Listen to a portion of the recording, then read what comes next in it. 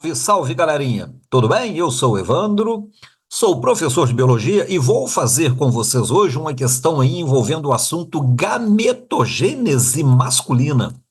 Uma questão proposta aí pela Faculdade de Medicina de Catanduva, lá no interior de São Paulo. Beleza? Banca VUNESP, sempre questões muito interessantes. Olha só, a figura representa de forma simplificada a gametogênese humana masculina.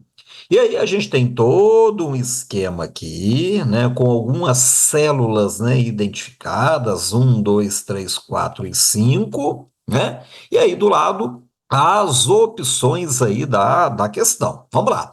Ao se avaliar a quantidade de cromossomos contida no núcleo de cada célula numerada, pode-se concluir que então, vamos lá, vamos analisar o esqueminha e identificar aí a quantidade de cromossomos em cada uma dessas células. Gente, na gametogênese, tudo começa com células, né, chamadas espermatogônias, que vão sofrendo mitoses, originando novas espermatogônias, como está mostrando aqui no comecinho, olha, uma espermatogônia dividiu em duas, essa espermatogônia dividiu em duas novamente, e essas mitoses ocorrem ao longo de toda a vida, a partir do início, né, da produção, do período reprodutivo masculino. Agora, algumas dessas espermatogônias crescem, tá? E ao aumentar de tamanho, elas passam a ser denominadas de espermatócitos primários. Então, o número um é uma espermatogônia, o número 2 é um espermatócito primário.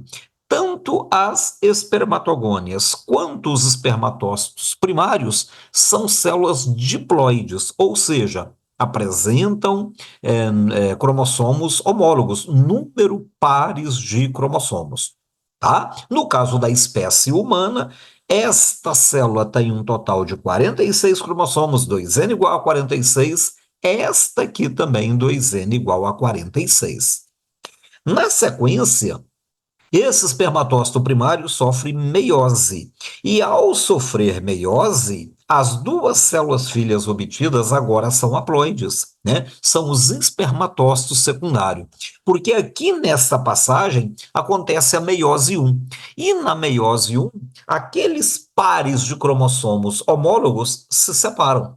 Então, cada célula, aqui indicada por 3, apresenta apenas um cromossomo de cada par de homólogos. E esses cromossomos ainda são duplos, ou seja, cada cromossomo ainda está com duas cromátides. Acontece na sequência a meiose 2, aqui, nesse ponto em que o laser está apontando.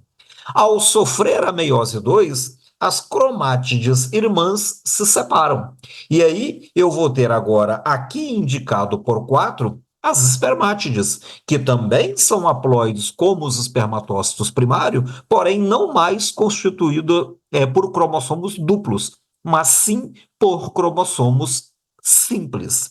Essas espermátides passam por um processo de diferenciação, a chamada espermiogênese, que, dentre outras coisas, né, ocorre aí a formação do flagelo.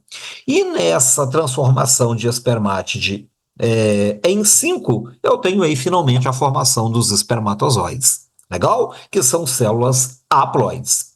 Então aí está o resumão da espermatogênese. Espermatogônias, células diploides, crescem, originam espermatócitos primários, que, portanto, são diploides. Estes espermatócitos primários sofrem a primeira divisão meiótica e originam os espermatócitos secundários, haploides com cromossomos duplos.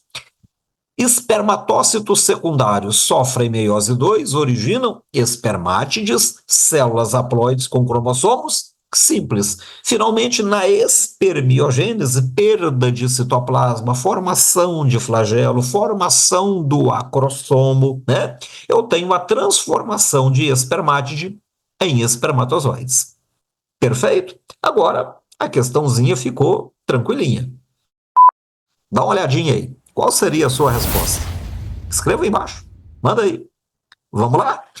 Letra A. A célula 5 tem a metade do número de cromossomos que a célula 4. Olha, gente, 5 e 4 são células haploides, né? Espermátide é haploide, espermatozoide é haploide, e ambas são haploides com cromossomos simples. Elas não só apresentam a mesma quantidade de cromossomos, como também a mesma quantidade de DNA, né? Uma vez que cada cromossomo simples é uma molécula de DNA. Perfeito?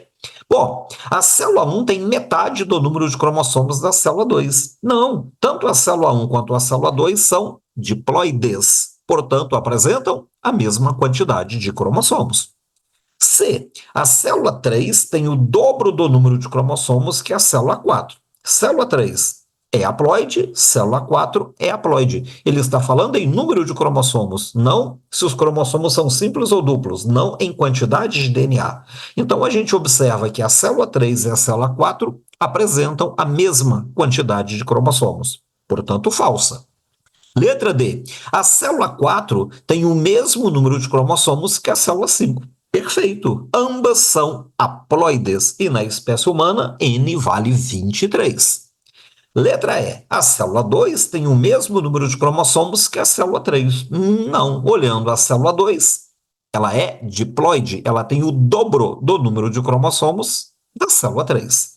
Portanto, para essa questão proposta aí no vestibular lá da FAMECA, resposta letra D. Perfeito?